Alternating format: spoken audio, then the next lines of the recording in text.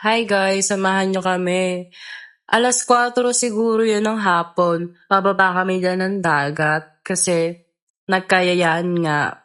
Kasama ko dyan yung mga pinsan ko, pati yung mga pamangkin ko. Tawa kami ng tawa kasi puro kalokohan yung mga pinag-uusapan namin. Tapos yung mga bata, hinahayaan lang namin na magkasatan. Kesa naman yung pagalitan namin ng pagalitan, ayaw din naman nila magpabawal kaya hinahayaan na lang din namin basta wag na sila magkakasakitan. Tas yun na nga, malapit na nga kami diyan sa dagat. Nakarating na nga kami diyan sa dagat, naglalakad-lakad lang muna kami. Sabi ko diyan sa pinsan ko, siya na maghawak ng camera kasi nakakawit na nga yung braso ko. Nag-hi lang ako diyan, kwentuhan lang kami, may kanya-kanya kaming mundo. Tas nakita nga namin yung barko kaya pinaano ko sa kanya, pinabidyohan ko sa kanya yung barko. Ta's yun na nga, naglalakad-lakad pa din naman kami.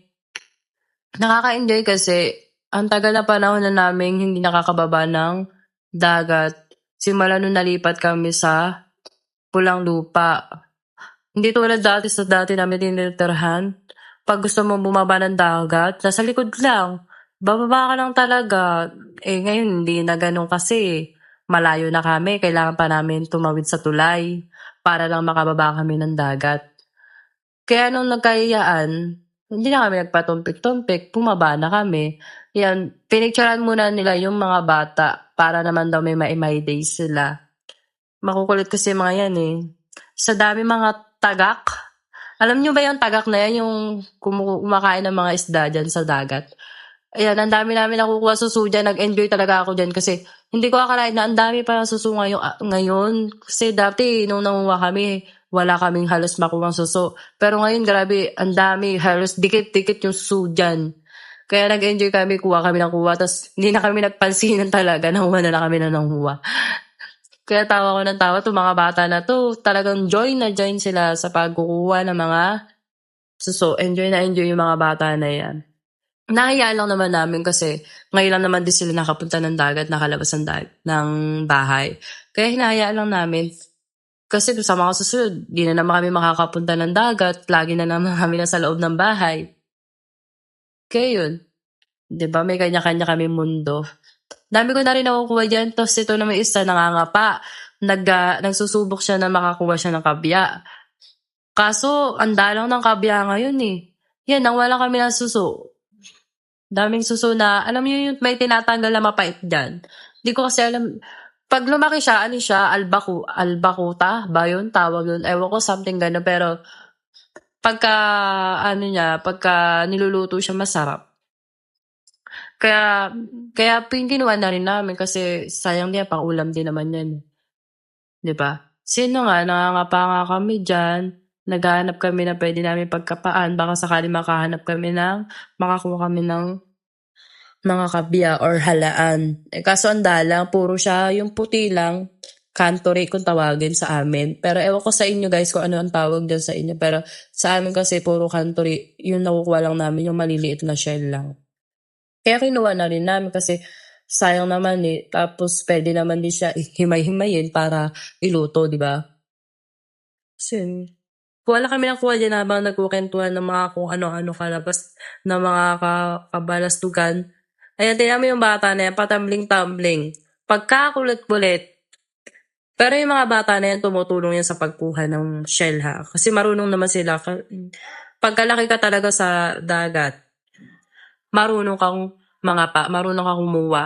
Kaya pagka malapit ka sa dagat, 'di mo poproblemahin yung ulam niyo, eh. Kasi pagka wala kang ulam, bumaba ka lang ng dagat, meron ka ng uwi, 'di ba? May mauuwi ka na sa inyo na ulam. Alam niyo yun, yung pagka nasa buhay probinsya ka talaga, buhay na malapit sa dagat, hindi hindi mo na poproblemahin yung pang-araw-araw mo na ulam. Although kailangan mo naman din mamili ng ulam, pero pagka diyan sa dagat, marami kang makukuha talaga. Yan yung mga nahuli namin, 'di ba, ang dami. Kasi naglalakad lang kami ta's naganohan kami diyan na ano yung sa may TikTok na, "Di ko kayang magsinungaling sa'yo." Ayan, yung gano'ng ano, TikTok. Nag-try kami diyan kaso ako lang yung gumawa, ayaw nila, eh, nahihiya daw sila. Ayan, nangangapa pa rin kami diyan, anong oras na 'yan, Diyos ko hapon na ata. Umabot na ata kami diyan ng 5:30 PM or mag-a-around 6 PM na ata yan. Pero nangangapa pa din kami. Ayun na nga guys, napag-isip namin na umuwi na kasi inaabot na kami ng gabi tas kumukulog at umano na din, dumidilim na rin. Kaya sabi namin umuwi na kami. Ayun nga yung kargador namin. Hindi, joke lang.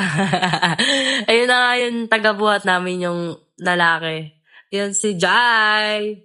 Yung tagabuhat namin. Mabait naman yan. Talagang napaka-gentleman niya.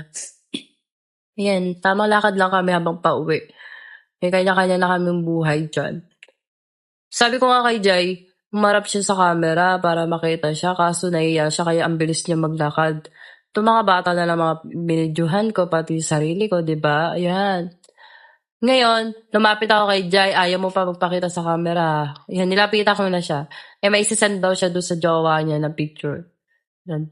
'Di ba ang ganda ng ng place? Pag sa dagat talaga, ang ganda ng view. Kinuha na nga namin yung chinelas namin sa bangka. At umuwi na kami. Kasi mahirap na pagka naglakad kami dyan, may mga tuhog-tuhog, mamaya masuyak ba kami or matala ba kami. Kaya yun. Kaya sabi namin sa mga bata, magdahan-dahan sa paglalakad kasi baka masugatan. Tapos yun na nga, nakaahon na nga kami dyan sa pangpang. Kinuha na rin namin yung mga chinelas namin. Pauwi na nga kami dyan, naglalakad na kami papunta sa bahay. Yung kasama namin bata dyan, hirap na rin sa pagbubuhat ng dala-dala niya eh. Hindi kasi, kaya yun, si Jai na rin ang bumuhat ng dala-dala niya kasi nakikita namin nahihirapan na siya. Eto na nga, malapit na kami sa bahay, paparating na. Sa karating na kami dyan sa bahay, nakita namin sila nagiinuman. Ayun na nga, niluto ko na nga yung mga kuha namin kanina kasi dito nga daw sila kakain sa amin, sabay-sabay na kami kakain kaya nagluto na ako dyan nung pagka-uwi ko guys. Ayun na nga, sa susunod na lang ulit guys, update na lang namin kayo ulit sa mga ganap namin.